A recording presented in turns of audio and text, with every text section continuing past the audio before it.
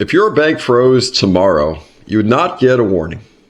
You would get friction, a declined transfer, a delayed withdrawal, a message that says, try again later. And by the time you realize what's happening, it's already spreading. Bank runs don't start with chaos. They start with small failures almost nobody notices. Let me paint you a picture. You wake up, you check your phone, you open your banking app, and something feels off. The balance is there, but the transfer won't go through, so you try again. Error. You drive to the ATM, line around the building. Now, let me ask you, at what point do you realize it's not a glitch, it's a signal? Because when the bank run starts, you don't get a warning, you get friction. And by the time it becomes obvious, you're already behind. Here's the uncomfortable truth. Your money in the bank is not your money. It's a liability of the bank. They've lent it out. They've leveraged it. They've reinvested it. And as long as confidence holds, the system works, and beautifully. But when confidence cracks, everything changes. Because banking is built on one fragile assumption. Not everyone will ask for their money back at the same time. A bank run is what happens when that assumption dies. So let's ground this in reality, because this has already happened. So 1933, during the Great Depression, Franklin D. Roosevelt closed every bank in America. No withdrawals, no transfers, just closed. And people didn't lose access gradually. They lost it overnight. And it's happened in other places too. In Cyprus, people with large deposits didn't just get frozen. They got a haircut, meaning they helped bail out the system whether they liked it or not, and recently. And then, you want another example? Let's look at Greece. In Greece, withdrawals were capped at 60 euros a day. Think about that. Not broke, not bankrupt, just restricted and heavily. And how about in 2023? There was a digital bank run. When Silicon Valley Bank collapsed, it wasn't people lining up. It was people clicking transfer. Billions gone in hours. No warning, no lines, just speed. And so this is where most people fail. They don't see the signals, or worse, they dismiss them. Here's what actually matters. Number one, isolated bank failures. They'll tell you this is contained. It never is. Watch for emergency mergers, weekend bailouts, and new liquidity programs, quote unquote. Translation, something broke. Which brings us to point number two, high interest rates exposing weakness. Raising rates don't cause problems, but they do reveal them. Banks sitting on underwater assets, they become fragile. That's exactly what triggered the Silicon Valley Bank issue. So let's bring up point number three, friction in the system, and this is your early warning. This is the one that matters most. Transfers taking longer, withdrawal limits, apps, quote unquote, temporarily unavailable. That's not a coincidence. It's strain. And that's point number four. The narrative will shift, and watch the tone. The media always lags reality, maybe by design, maybe not. Make your own judgment. But the tone tells you everything. When coverage shifts from strong and resilient to, should you be worried? You already are too late.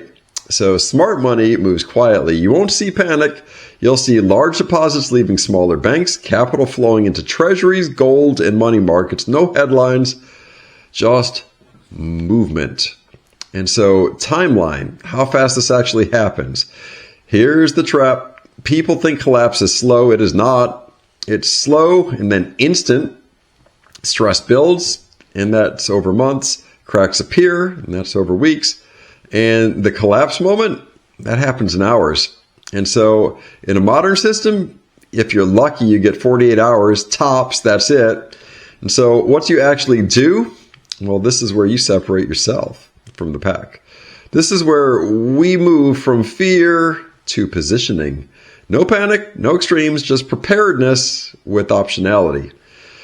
Point number one, hold some liquidity outside of the system. If the system pauses, you need to function, and so you'll need physical cash, You'll need small denominations because in a freeze, digital money will be inaccessible, but cash is usable temporarily, but critically. So number 2, don't marry one bank. One bank is one failure point. Multiple institutions is flexibility. If one freezes, you still have options. And respect the $250,000 line. The FDIC insurance is real, but it has limits. So if you're above $250,000, you are not protected in the same way. You're part of the capital structure, and that is a different game. So hard assets, and this is where reality gets real. Gold and silver aren't about price here. They're about trust outside the system. In crises like the Great Depression or even Cyprus more recently, paper promises get questioned, but tangible assets do not. And so reduce your dependency on credit rails. If credit stops working, even briefly, what's your plan? Because temporary outages during stress events, they happen. So mentally pre-commit. This is underrated. Decide now what signals trigger action, what actions you take. Because in the moment, emotion takes over. Preparation removes hesitation. And so if a bank holiday hits, here's what it looks like. Let's walk it forward. Day 1 through 2, ATMs are drained, lines are everywhere, and confusion is greater than panic. Day 3 through 5, businesses go cash only, supply chains hesitate, shelves start thinning. Weeks 1 through 2, shortages appear, trust collapses further, and informal economies emerge. Think black markets. After that, everything depends on one thing: confidence restoration.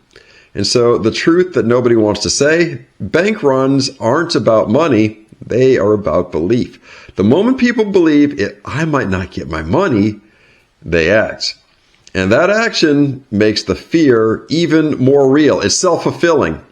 And so this is why it matters for you. You don't need to predict the exact day. You just need to recognize the pattern early enough to act calmly, because early is strategic, late is emotional, and too late, trapped.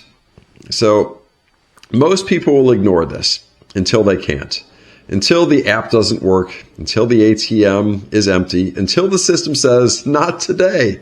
But by then, the window is closed. So if you want to stay ahead of this, not to react to it, then you need to understand where stress builds, how confidence breaks, and where real optionality lives when systems pause. Because when the next moment comes, it won't reward intelligence, it will reward positioning.